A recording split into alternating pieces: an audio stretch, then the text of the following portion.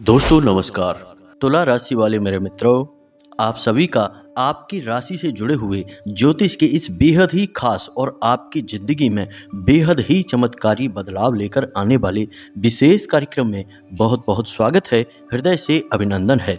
माता रानी आपकी हर एक मनोकामना पूरी करें और आपके हर एक कष्ट को तुरंत समाप्त करें, ऐसी हम माई से कामना करते हैं। दोस्तों, आज के इस वीडियो में जो ज्ञान हम आपको देने जा रहे हैं वह बेहद ही अद्भुत लेकिन बहुत ही सरल है। दोस्तों, अब तक हमने आपको जितनी भी बातें बताई हैं उन सब से यह बात बिल्कुल अलग है। जी हाँ दोस्तों, आज के इस वीडियो में हम आपको एक ऐसी अद्भुत और बेहद ही गुप्त और शक्तिशाली चीज के बारे में बताने जा रहे हैं जिसे आप हमेशा अपनी जेब में रखें। जी हाँ दोस्तों, खास तौर से आपकी राशि के जातकों के लिए यह एक चीज वरदान के समान है। यदि आप इसे हर वक्त अपनी जेब में रखेंगे, फिर चाहे आप घर में हो या घर के बाहर अपने काम पर हो, कहीं पर भी, लेकिन आप इसे अपनी जेब में यदि रखते हैं तो आप देखेंगे कि आपके आसपास का वातावरण बिल्कुल आपके मन के अनुकूल बदल जाता है। आप जिससे जो बात मनवाना चाहते हैं वह आपकी बात मानने लगता है, आपके प्रभाव में आ जाता है और ख़ास तौर से आप काम धंधे व्यापार में एक अलग ही नई ऊर्जा के साथ कार्य करने लगे हैं। और दोस्तों, जब आप अपने इस नए बदले हुए अवतार के साथ कार्य करेंगे तो आपको नई कामयाबियां भी निश्चित तौर पर मिलेगी। और एक खास बात दोस्तों, कि इस एक चीज का सबसे बड़ा गुण जो है वह यह है कि यह किसी भी प्रकार की नकारात्मकता को आप तक पहुंचने से रोक देता है। और जब नकारात्मकता आपके पास आ ही नहीं पाएगी तो फिर इस खाली जगह में आएगी ईश्वर की शुद्ध सकारात्मक ऊर्जा, यानी कि आपको आपके हर एक कार्य का सही परिणाम प्राप्त होगा। अब दोस्तों, ऐसा नहीं है कि आपने जीवन में कोई कार्य ही नहीं किया है या मेहनत नहीं की है या फिर अपने दिमाग का पूरा इस्तेमाल नहीं किया है। जी नहीं दोस्तों, यदि कोई ऐसा कहता है तो वह झूठ बोलता है, क्योंकि हम जानते हैं कि आपकी राशि के जातक बेहद मेहनती और बुद्धि से बहुत तेज होते हैं। हालांकि भावनात्मक तौर पर आप थोड़े कमजोर होते हैं, लेकिन यहाँ पर भी आप सतर्कता से काम लें तो विजेता ही साबित होते हैं। फिर भी सारे गुण होने के बावजूद भी यदि आप नाकामयाब हैं, परेशान हैं, तो इसका एकमात्र कारण यही है कि आपके आसपास एक नकारात्मक ऊर्जा का वातावरण हमेशा बना रहता है। जी हाँ दोस्तों, आपकी राशि के जातकों की सबसे बड़ी समस्या ही यही है कि आप अपने आसपास नकारात्मक ऊर्जा को ना चाहते हुए भी आकर्षित कर लेते हैं। यह आपके साथ एक दोष है। अब इसी का नतीजा यह है कि आपके अच्छे कार्यों का भी परिणाम बुरा ही निकलता है। आप अच्छी भली बात किसी से बोलते हैं, लोग उसे गलत समझ लेते हैं, उसका कुछ भी अनाप शनाप मतलब निकाल लेते हैं। आप किसी के साथ खूब अच्छाई करने की कोशिश करते हैं, लेकिन बदले में आपको बुराई ही मिलती है। आप फिर मन में यह सोचते हैं कि आपने तो किसी के साथ कोई गलत कार्य नहीं किया, फिर आपके साथ हमेशा बुराई ही क्यों होती है? हर एक जगह आपको केवल और केवल निराशा ही हाथ क्यों लगती है, जबकि आपका जो प्रयास था वह आपने सच्चे दिल से किया था। तो दोस्तों, हम आपको बता दें कि इसका एकमात्र कारण यही है कि आपके आसपास हमेशा नकारात्मक ऊर्जा मौजूद रहती है। इसी वजह से आप बहुत जल्दी नज़र के प्रभाव में आ जाते हैं। छोटे से छोटे टोने टोटके भी आपको प्रभावित करने लगते हैं। आप आज अपनी खुशी की बात किसी को बताइए और कल ही आप देखिए कि वह बात कमज़ोर हो जाएगी और आपके हाथों से फिसल जाएगी, यानी कि आपकी खुशियों को नज़र भी बहुत जल्दी लग जाती है। तो अब इन सब बातों का क्या हल है और कैसे इस समस्या से छुटकारा पाया जाए? तो दोस्तों, आज के इस वीडियो में हम इसी विषय पर आपको एक बेहद ज्ञानवर्धक जानकारी देने जा रहे हैं। बस आपको इस वीडियो को पूरा देखना है। दोस्तों, यकीन मानिए कि आपके लिए यह वीडियो एक कीमती खजाने के समान है। आपको इस वीडियो को पूरा अवश्य देखना ही चाहिए। दोस्तों, हम आपको बता दें कि इस संसार में सबसे बड़ा हथियार यदि कोई है तो वह ज्ञान है। जी हाँ दोस्तों, ज्ञान के सहारे बड़े से बड़ा कार्य किया जाता है, यहाँ तक कि भगवान को भी प्रसन्न किया जा सकता है, उनसे वरदान लिया जा सकता है। लेकिन अज्ञानी इंसान कुछ भी नहीं कर सकता है, वह केवल पशु के समान जीवन जीता है और एक दिन मृत्यु को प्राप्त हो जाता है। तो दोस्तों, आपको हमेशा ज्ञान हासिल करते रहना होगा और अपने जीवन में एक कदम आगे रहना ही होगा, यही समय की मांग है। तो चलिए दोस्तों, हम उम्मीद करते हैं कि आपको हमारी हर एक बात समझ में आ रही होगी। आप हमारे साथ पूरे वीडियो में बने रहेंगे। इसी कामना के साथ आज के इस ज्ञानवर्धक वीडियो को शुरू करते हैं। लेकिन इससे पहले आपसे एक निवेदन है कि कमेंट में पूरे भक्ति भाव के साथ माई को याद करते हुए जय माँ भद्रकाली कृपा करो। जी हाँ दोस्तों, एक बार नहीं 3 बार लिखना। दोस्तों, इसमें कोई कंजूसी मत करना, अच्छे कार्यों में कभी कंजूसी नहीं की जाती है। और माँ जो कि पूरे संसार इस ब्रह्मांड की माँ है, उसे याद करने में कैसी कंजूसी। तो बस 3 बार लिख डालिए जय माँ भद्रकाली कृपा करो। माई की कृपा निश्चित तौर पर आपको प्राप्त होगी। साथ ही साथ हम आपको बता दें कि जिन लोगों ने अपने नाम कमेंट बॉक्स में लिखकर भेजे थे, हमने उनके नाम से हवन में आहुतियां करवा दी हैं और उनके नाम की अर्जी भी हमने माई के दरबार में लगा दी है। उम्मीद हम यह भी करते हैं कि आपने रात्रि को 9 बजे के आसपास अपने घर के मुख्य दरवाजे पर माई के नाम से एक दीपक अवश्य ही जलाया होगा, माँ भद्रकाली के नाम से। तो यदि आपने ऐसा किया है तो जल्द से जल्द आपको माई की कृपा प्राप्त होगी, हमें पूर्ण विश्वास है। इसी के साथ साथ दोस्तों, जो नए लोग वीडियो में जुड़े हैं वे लोग भी अपना नाम और स्थान लिखकर भेजें। हम माई के दरबार में उनके नाम से अर्जी लगवा देंगे और उनके नाम से आहुतियां भी करवा देंगे शनिवार के सर्व मनोकामना पूर्ति हवन में। दोस्तों, यह एक जन कल्याण का कार्य है जो माई की ही आदेश और अनुभूति के आधार पर किया जा रहा है। बस इसका जितना हो सके लाभ ले लीजिए और ज़्यादा से ज़्यादा अपने नाम और अपने प्रियजनों के नाम, जिनका आप भला चाहते हैं सच्चे दिल से, उनका भी नाम आप कमेंट बॉक्स में लिखकर भेज दें। बाकी सब फिर माई के ऊपर छोड़ें, माई सब कुछ ठीक करेंगी। इसी कामना के साथ चलिए आज के इस वीडियो की शुरुआत करते हैं। दोस्तों, हम आपको बता दें कि इस एक चीज का इतना अधिक महत्व है कि प्राचीन काल से ही इसे लोग अपने पास रखा करते थे। जी हाँ दोस्तों, इसे जो इंसान अपने पास रखता है उसके पास जीवन में कभी कोई परेशानी नहीं आती है। अब ऐसा नहीं है कि परेशानी आएगी ही नहीं, जीवन में परेशानियां तो होती ही हैं, लेकिन इंसान के मन में यदि विश्वास मजबूत है और वह पूर्ण सकारात्मक है तो बड़ी से बड़ी परेशानी से भी वह आसानी से लड़ सकता है और उससे बाहर निकल सकता है। तो यदि आपके जीवन में कोई परेशानी आएगी भी तो यह आपको इतना सकारात्मक रखेगी कि आपको उन परेशानियों से लड़कर बाहर निकलने का एक विशेष मनोबल और मानसिक उत्साह प्राप्त होगा। एक चीज याद रखें कि इस संसार में इंसान जैसा भी जीवन जीता है वह अपनी मनोदशा के अनुसार ही जीता है। जी हाँ दोस्तों, आपने देखा होगा कि संसार में बहुत सारे लोग, आपके आसपास भी ऐसे होंगे जो हर वक्त शिकायतें ही करते रहते हैं। जी हाँ दोस्तों, उन्हें हर एक बात से समस्या है, चाहे फिर वह इस संसार से जुड़ी हुई चीज़ें हो या फिर इस संसार से बाहर की यानी कि भगवान और धर्म से जुड़ी हुई चीज़ें, उनमें भी ऐसे लोग तमाम कमियां निकालते रहते हैं और दोषारोपण अपने जीवन का, अपनी नाकामी का इनके ऊपर मरते रहते हैं। कहते रहते हैं कि हमारा तो भाग्य खराब है, ये सारा का सारा तंत्र सिस्टम ही खराब है, गवर्नमेंट ही खराब है, तमाम तरीके की बातें करते रहते हैं। कभी सड़क खराब हो जाती है, कभी उनके खुद के माँ बाप खराब हो जाते हैं, वरना पता नहीं वो क्या क्या कर लेते। तो दोस्तों, ऐसे लोग जीवन में केवल और केवल कष्ट भोगते हैं और फिर इतने से ही मन नहीं भरता तो फिर ऐसे लोगों को दूसरों से जलन का भी विशेष भाव होता है। जी हाँ दोस्तों, ऐसे लोग किसी को भी खुश होते नहीं देख सकते। जब भी वे किसी को खुश होते देखते हैं तो उनके मन में कुछ ऐसी भावनाएं उत्पन्न होती हैं जैसे कि उनके हिस्से का सुख इस इंसान को मिल रहा है। इस वजह से ऐसे इंसान हमेशा उससे जलन खाते हैं और फिर अनाप शनाप बातें करते हैं और कभी कभी तो तांत्रिक क्रियाएं भी करवा देते हैं। तो हमारा आपको ये सारी बातें बताने का मकसद यह है दोस्तों कि आपको ऐसे घोर नकारात्मक लोगों से दूर रहना है दूसरा कि आपको स्वयं भी किसी भी कीमत पर किसी की बुराई नहीं करनी है, नकारात्मक भाव मन में उत्पन्न नहीं करना है। जी हाँ दोस्तों, अब आप खुद ही सोचिए कि आपने कोई एक ऐसी चीज़ अपने पास रखी है जो कि सकारात्मक ऊर्जा को उत्सर्जित कर रही है, लेकिन आप मन में नकारात्मक हुए बैठे हैं। यानी दिल ही दिल में आप हर बात के लिए दूसरों को दोषी मान रहे हैं, अपनी किस्मत खराब मान रहे हैं और हमेशा मन ही मन दुखी बने रहते हैं, नकारात्मक बने रहते हैं। तो आपके अंदर से तो नकारात्मकता बाहर निकल रही है और बाहर जो चीज़ है जो आपको सकारात्मक ऊर्जा से भरना चाहती है वह फिर कैसे कार्य करेगी, इसका आपको उल्टा प्रभाव भी पड़ सकता है।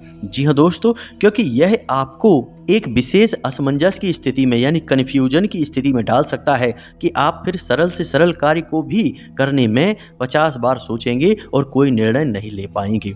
तो हम आपको यह कहना चाहते हैं कि इस चीज़ को धारण करने से पहले, अपनी जेब में रखने से पहले आपको खुद को थोड़ा सा तैयारी करनी पड़ेगी। जी हाँ दोस्तों, हम आपको पूरा ज्ञान देना चाहते हैं। हम चाहें तो आपको केवल इस चीज़ के बारे में बताकर निकल जाएं, लेकिन हम जानते हैं कि केवल इस चीज़ की जानकारी हो जाने से आपका जीवन नहीं बदलेगा। जीवन में यदि बदलाव लाना है तो संपूर्ण कार्य करना पड़ेगा, संपूर्ण ज्ञान देना पड़ेगा। इसी वजह से हम आपको यह बातें विस्तार से बता रहे हैं। तो दोस्तों, आप समझिए कि पहले आपको स्वयं को सकारात्मक बनाना होगा, पहले खुद को पॉजिटिव बनाएं। आप किसी की बुराई ना करें, पहला कार्य। दूसरा कार्य कि आप अपने मन में हमेशा यह विश्वास बनाए रखें कि आपके साथ जो भी कुछ हो रहा है वह बहुत अच्छा है। जी हाँ दोस्तों, आपने वह एक राजा और मंत्री की कहानी तो सुनी ही होगी, जिसमें कि मंत्री हमेशा यही कहता रहता है कि जो कुछ हुआ है सब अच्छे के लिए हो रहा है। यानी कि एक बार राजा के पैर के अंगूठे में चोट लग जाती है, खून निकल आता है, तो मंत्री इसमें भी यह कहने लगता है कि राजन, जो कुछ हुआ है अच्छे के लिए ही हुआ है, भगवान ने कुछ अच्छा सोच के ही किया होगा। इससे राजा क्रोधित हो जाता है और उस मंत्री को जेल में डाल देता है। फिर अचानक राजा शिकार खेलने जाते हैं तो जंगल में खो जाते हैं, कहीं रास्ता भटक जाते हैं और उन्हें कुछ जंगली लोग, आदिवासी लोग पकड़ लेते हैं और उनकी बलि देना चाहते हैं। बाद में जब पूरे शरीर को जांचते हैं तो पता चलता है कि उन्हें तो चोट लगी हुई है और खंडित बलि किसी देवी देवता को स्वीकार नहीं होती। इस वजह से उस राजा को वे छोड़कर वहां से भगा देते हैं। तो जब वह राजा जैसे तैसे अपने राज्य में वापस आता है तो वह सीधे अपने उस मंत्री मित्र के पास जाता है और उसे धन्यवाद देता है और उससे कहता है कि तुमने सही कहा था, यदि ईश्वर ने मेरे साथ ऐसा नहीं किया होता कि मेरे पैर के अंगूठे में चोट न लगी होती तो आज तो मेरा राम नाम सत्य हो चुका होता। जी हाँ दोस्तों, तो कहानी बताने का मकसद आपको यही है कि आपको हर हालत में सकारात्मक रहना है। और दोस्तों, हम जानते हैं कि आपने यह कहानी कोई पहली बार नहीं सुनी है, जीवन में कई बार कई मौकों पर आपने यह कहानी अवश्य ही सुनी होगी।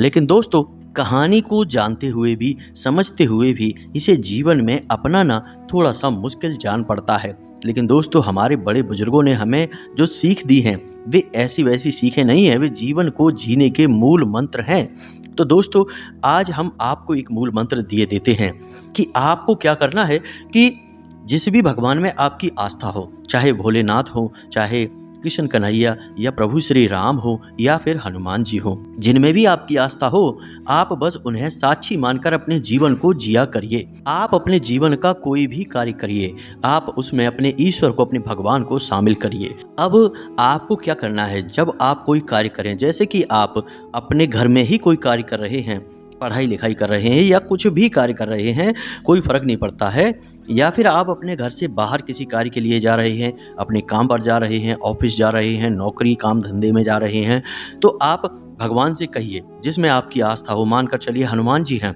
तो हनुमान जी से कहिए कि हे हनुमान जी, हम जा रहे हैं अपने काम पर, अब आप देख लेना कि जो भी हो वह आपकी जिम्मेदारी है। अब यदि मानकर चलिए कि आप अपने काम पर गए और वहाँ पर कोई ऐसी घटना, कोई ऐसी बात हो जाती है जिसमें आपका अहित है, आपको अच्छी नहीं लगी वह बात, तो आप भगवान से कहिए कि हे प्रभु, हम जानते हैं कि यह घटना जो हुई है इसके पीछे जरूर कोई ना कोई अच्छाई छुपी है, अभी मुझे दिखाई नहीं दे रही है, लेकिन बाद में जरूर कुछ बहुत अच्छा होने वाला है। आप कोई भी कार्य करिए, हम तो कहते हैं कि आप खाना भी खाइए तो आप भगवान को साक्षी मानिए।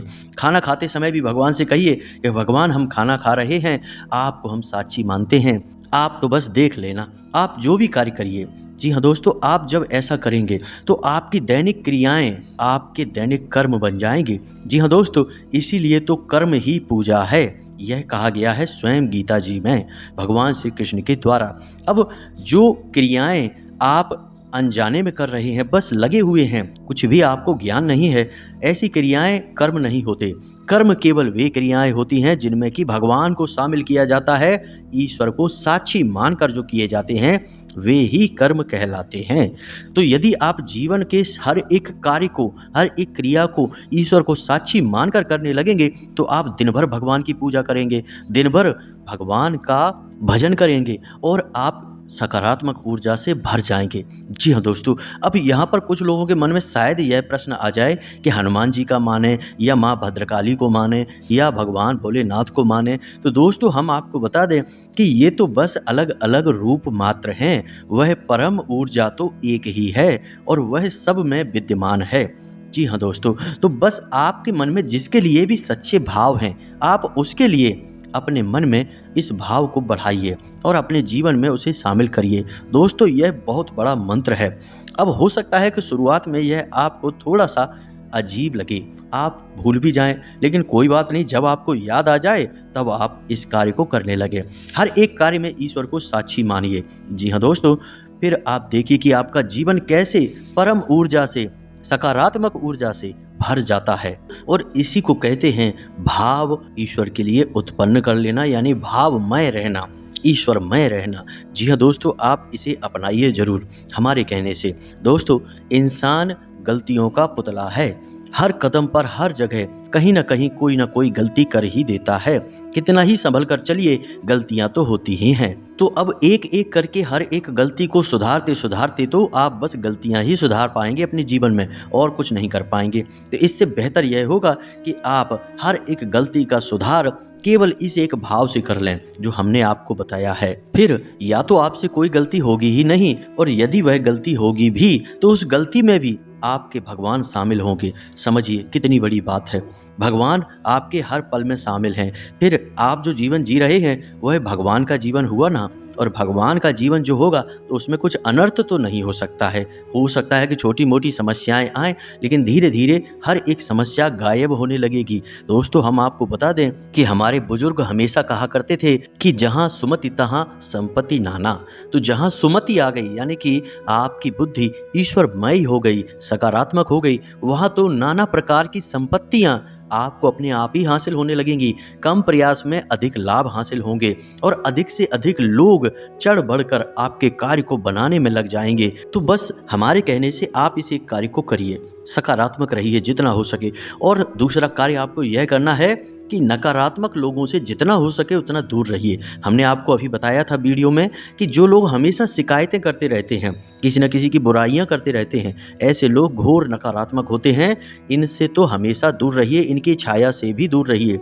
आप देखेंगे कि इनके मन में किसी के लिए सम्मान नहीं होता, ये अपने माँ बाप के भी सगे नहीं होते और अपने धर्म और अपने भगवान के लिए भी ये भाव नहीं रखते हैं, क्योंकि ये कृतज्ञ लोग हैं। जी हाँ दोस्तों, ये किसी के लिए श्रद्धा नहीं रखते, भाव नहीं रखते, तो इनसे आप कोसों दूर रहिए, इनकी छाया भी आपके लिए खतरनाक है।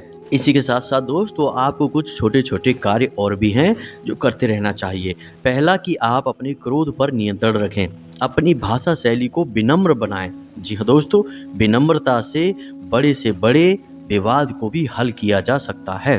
तो भाषा शैली को विनम्र बनाएं, अपनी बात को साबित करने की कोशिश बिल्कुल ना करें, क्योंकि सत्य को साबित करने की कोई आवश्यकता नहीं है, और झूठ को आप कितना भी साबित करें, आज नहीं तो कल उसकी पोल खुल ही जाती है।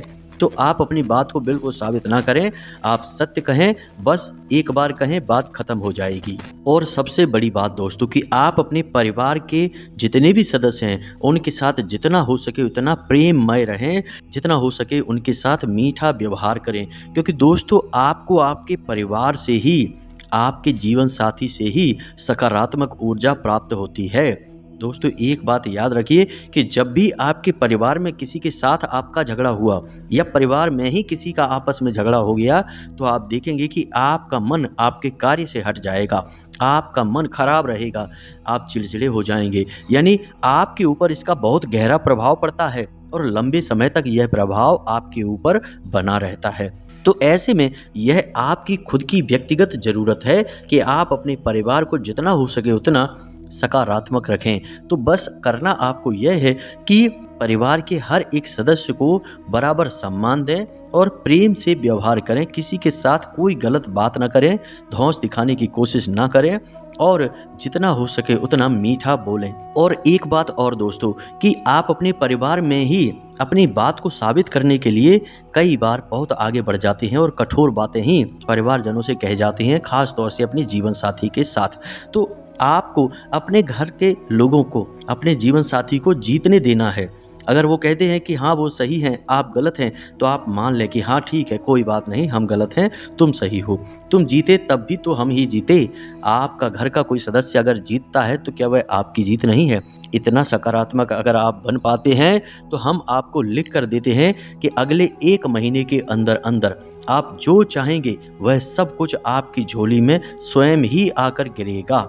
आप जो कार्य करेंगे वे इतने ऊर्जावान होंगे कि वे आपकी ओर सुख संपत्ति और हर एक मनोकामना को आपकी ओर आकर्षित करेंगे, स्वयं खींचकर लेकर आएंगे। अब ध्यान से सुनिए दोस्तों, हम आपको बताने जा रहे हैं उस एक चीज के बारे में जिसे आपको हर वक्त अपने साथ रखना है। चाहे आप कुछ भी कार्य कर रहे हों, उसमें आपको बहुत अधिक सफलता प्राप्त होगी, क्योंकि यह एक चीज ऐसी है जो हर एक प्रकार की नकारात्मक ऊर्जा को आप तक आने नहीं देगी। जी हाँ दोस्तों, तो अब ध्यान से सुनिए, इसका नाम और फिर इसे कैसे प्रयोग करना है इसके बारे में भी हम आपको आगे बताएंगे। साथ ही साथ इसके प्रभाव को बढ़ाने के लिए एक और चीज है जिसे भी हम आपको बताएंगे, उसे भी आप प्रयोग कर सकते हैं। तो ध्यान से सुनिए दोस्तों, इस एक चीज का नाम है गोमती चक्र। जी हाँ दोस्तों, गोमती चक्र एक ऐसी चीज है जिसके बारे में लोग जानते तो हैं, लेकिन इसका प्रयोग का सही तरीका और इसे क्यों प्रयोग किया जाना चाहिए इसके बारे में लोगों को बहुत ही कम जानकारी है। तो दोस्तों अब ध्यान से सुनिए, गोमती चक्र गोमती नदी में पाया जाता है और यह गंगा नदी की ही एक सहायक नदी है, यानी कि इसकी पवित्रता बहुत अधिक होती है। अब इसे भगवान श्री हरि विष्णु का जो हथियार है सुदर्शन चक्र, उसका ही सूक्ष्म स्वरूप माना जाता है। तो जिस भी इंसान के पास गोमती चक्र अभिमंत्रित करके यदि है, तो उस गोमती चक्र में इतनी अधिक ऊर्जा होगी कि वह हर एक प्रकार की नकारात्मक ऊर्जा को काट डालेगा। अब आपको इस गोमती चक्र का प्रयोग कैसे करना है यह ध्यान से सुनिए दोस्तों। किसी भी गुरुवार के दिन आपको 11 गोमती चक्र लाने हैं। जी हाँ दोस्तों, और उसे अपने पूजा घर में रख लेना है। बस उसे पूजा घर में रखकर आप उसके ऊपर थोड़ा सा सुगंधित इत्र डालें। इत्र डालने से माता लक्ष्मी बहुत प्रसन्न होती हैं और आपका शुक्र भी मजबूत हो जाता है। इसी के साथ साथ लाल रंग का चंदन लगाएं और इन गोमती चक्र का स्वयं भगवान श्री हरि विष्णु और माता लक्ष्मी के रूप में पूजन करें और इन्हें लगभग 7 दिनों के लिए अपने पूजा घर में ही रखे छोड़ दें। जी हाँ दोस्तों, लगातार इनका पूजन होता रहेगा, लगातार इन पर धूप दीप होता रहेगा, तो ये पवित्र होते चले जाएंगे, अभिमंत्रित होते चले जाएंगे। किसी विशेष मंत्र की कोई आवश्यकता नहीं है दोस्तों, क्योंकि इनके अंदर स्वयं बहुत अधिक ऊर्जा होती है। जी हाँ दोस्तों, तो बस जब आप 7 दिन तक इन्हें अपने पूजा घर में रखेंगे, तो उसके बाद फिर आप सुबह नहा धोकर स्नान करके पूजा करें और एक गोमती चक्र उठाकर अपनी जेब में रख लिया करें। जी हाँ दोस्तों, फिर आप दिन भर उसे अपनी जेब में रखें और शाम के समय जब आप रात में अपने घर में आएं, तो उस गोमती चक्र को वापस पूजा घर में ही रख दें। जी हाँ दोस्तों, जिस अलमारी में भगवान विराजमान हैं, खास तौर से माता लक्ष्मी और श्री हरि विष्णु की मूर्ति या फोटो विराजमान है, वहां पर उसे वापस रख दें और अगले दिन आप फिर से उन्हीं 11 गोमती चक्रों में से कोई भी एक गोमती चक्र उठा लें। अब नित्य आप स्वयं कर सकते हैं या अपने घर की महिलाओं को कह सकते हैं कि इन गोमती चक्र की पूजा करनी है। इनके ऊपर थोड़ा सा इत्र डालना है और लाल चंदन से इनका पूजन करना है और इनके ऊपर यानी इनके नाम से एक दीपक जलाना है गाय के घी का। बस इतना करना है। फिर आपको रोज एक चक्र, कोई भी चक्र आप उठा सकते हैं, अपनी जेब में रख लेना है। किसी से इस विषय पर कोई बात नहीं करनी है। एक और ख़ास बात कि जब आप इस चक्र को अपनी जेब में रखेंगे तो उसे लाल रंग के कपड़े में लपेट कर ही रखें। यानी आप एक लाल रंग का छोटा सा कपड़ा भी अपने पास रखें और उस कपड़े में लपेट कर इस गोमती चक्र को अपनी जेब में रख लिया करें। दूसरी खास बात कि इसे अपने पैंट की जेब में कभी ना रखें, इसे हमेशा अपनी शर्ट की जेब में रखें। अपने शर्ट की जेब में आप रखेंगे तो इसकी पवित्रता कायम रहेगी। पैंट की जेब में रखना ठीक नहीं होगा, यह अपवित्र हो सकता है। बस इतना सा कार्य आपको करना है और आप देखेंगे कि आप जैसे ही इसे रखकर घर से बाहर निकले, आपके कार्य कैसे बनते चले जाते हैं। क्योंकि नकारात्मक ऊर्जा जब आपके पास नहीं है तो फिर सकारात्मकता ही सकारात्मकता रहेगी, यानी कार्य बनते ही बनते रहेंगे। अब दोस्तों, आप यदि इसके प्रभाव को बढ़ाना चाहते हैं तो आपको लाल गूंजा भी अपने जेब में रख लेना है। लाल गूंजे के साथ भी आप यही कर सकते हैं। 11 मन के लेकर आएं और उनका पूजन करें और एक मन का कोई भी उठाकर अपनी जेब में रख लें, उसी लाल कपड़े में लपेट कर, यानी जिसमें गोमती चक्र है उसी में लाल गूंजा भी रख लें। आप देखेंगे कि आपके ऊपर माता लक्ष्मी की विशेष कृपा हो चुकी है और भगवान श्री हरि विष्णु के इस चक्र ने आपकी हर एक नकारात्मकता को काट डाला है। जी हाँ दोस्तों, यह बेहद ही सिद्ध प्रयोग है। कई लोगों को हमने करवाया है और उन्हें बहुत अधिक लाभ मिले हैं। निश्चित तौर पर आपको भी लाभ प्राप्त होंगे, हमें पूर्ण भरोसा है। अब यदि कोई प्रश्न आपके मन में उठता है तो आप कमेंट करके हमसे प्रश्न पूछ सकते हैं। कृपया कर यह ना कहें कि वीडियो छोटा बनाया करें। दोस्तों, हम आपके जीवन के कुछ मिनट लेते हैं लेकिन आपको बेहद शुद्ध और बहुत ही उन्नत ज्ञान देने की कोशिश करते हैं। थोड़ा सा समय तो आप निकाल ही सकते हैं। आखिर ज्ञान के लिए छोटी सी एक कीमत ही तो है यह, आप ऐसा तो कर ही सकते हैं। तो बस दोस्तों, आप सतत अपना कार्य करते रहिए, ईश्वर में लीन रहिए, आपके जीवन में हमेशा हमेशा के लिए सद्गति आएगी। इसी के साथ साथ कमेंट बॉक्स में पूरे भक्ति भाव के साथ जय माँ भद्रकाली लिखना ना भूलें। माई आपके ऊपर कृपा बनाए रखेंगी। इसी के साथ साथ आज की इस वीडियो को विराम देते हैं। मिलते हैं अगले ज्ञानवर्धक वीडियो में, तब तक के लिए धन्यवाद। जय माता की।